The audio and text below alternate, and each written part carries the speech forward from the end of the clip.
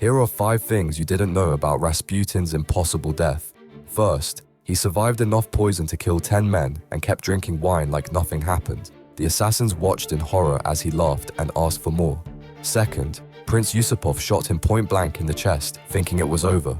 But minutes later, Rasputin attacked his assassin with his bare hands. Third, after multiple gunshots, he broke free from ropes and crawled across a frozen courtyard. The man refused to die. Fourth, the autopsy revealed defensive wounds on his hands, proving he fought back while being beaten with clubs. Even bloodied and broken, he kept fighting. Fifth, drowning in the Neva River finally killed him. His lungs were full of water. This means he was still alive when they threw him into the icy river. After poison, bullets, and beatings, freezing water ended the mad monk. What kind of man survives all that?